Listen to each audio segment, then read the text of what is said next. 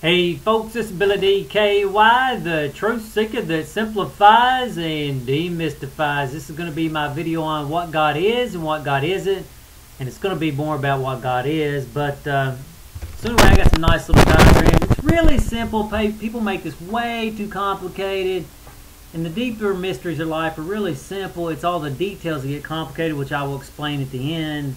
I'll give you a full picture of life, and basically it's complete. So okay, it's just to start off with God, what God is and what other people have called God.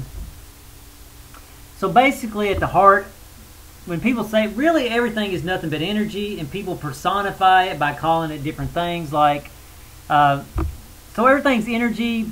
The Jews tried to make it more personal, and they called it God. If you're a Jew and you're calling God and you understand it's nothing but pure energy, you're not really thinking it's a man in heaven doing this and that to you. And God's not some psychotic creature of the Old Testament, doing all this stuff, murder people. It's just pure energy. You're pure energy, and it's just everything's pure energy, and really, God is reality. So the heart of reality. So anyway, then you have the Islam. They call that energy. They call it Allah. They personify it too.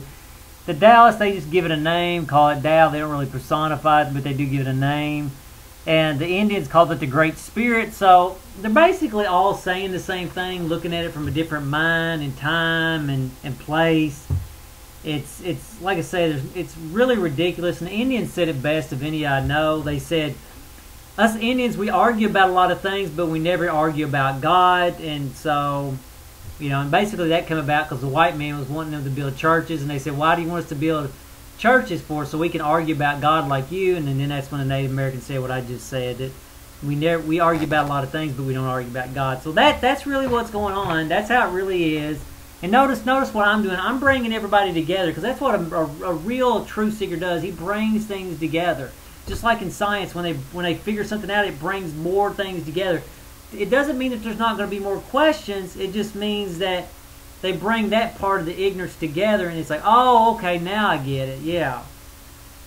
Okay, so what does science have to say? And here's what science has to say. E equals mc squared. So basically what that says is all mass is made up of energy. And people say, no, Billy, that equation, that says mass and energy are interchangeable. I'm like, what came first, the mass or the energy? And obviously the energy came first. It's sort of like a house. A house is made up of a bunch of bricks. You don't say one house equals 10,000 bricks. They're not interchangeable. I mean, they sort of are interchangeable, but it's really, the house is made up of bricks. And so we're trying to understand what all this is made out of, and it's made out of energy, and mass is an illusion of energy.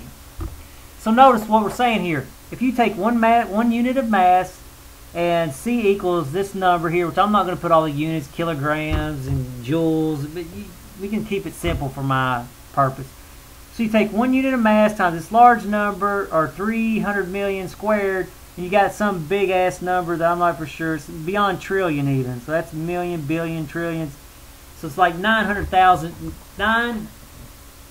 trillion. So it's a huge number. You can see that one little unit of mass, whatever it is, it has an unbelievable amount of energy in it, which the nuclear bomb demonstrates this principle. So, we're backing it up with reality, and then something. So then that conclusion is, therefore everything is energy. My brother goes, no, again, it's just interchangeable. No, I'm not saying you can't transfer mass and energy. I'm saying mass at its core is nothing but energy, and mass is the illusion of energy, is the illusion that energy creates, and you're the illusion that energy creates. All this illusion, even the laws of physics, are illusions of that energy. So then people say, oh, that's just science, Billy. That's not reality.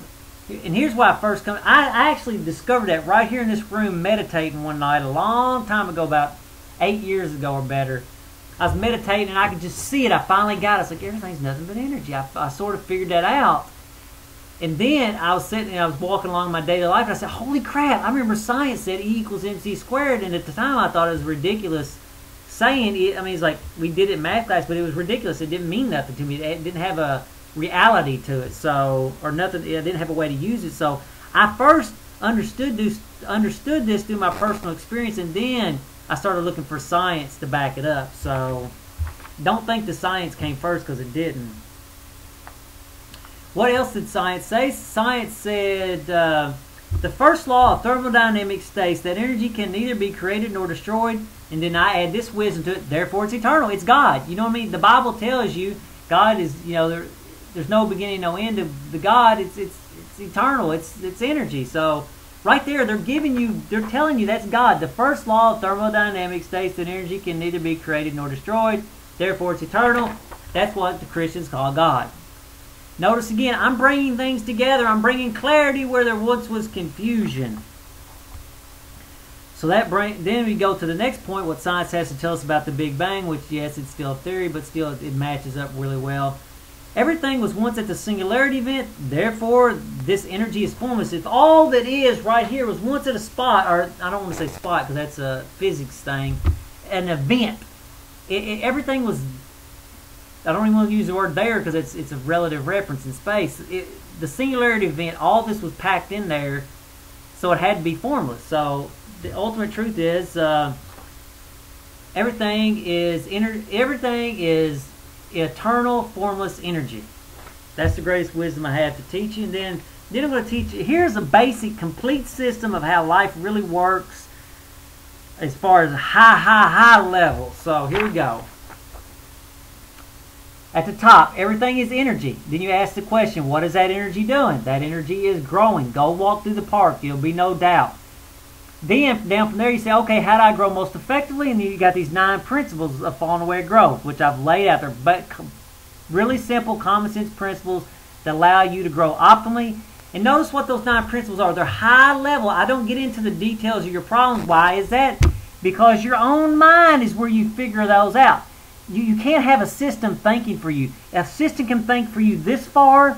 This part is where you have to think for yourself. You have to reason through, and you can use those principles to help you reason through it. Now, I'm not saying people don't get down in the details occasionally by writing books and stuff.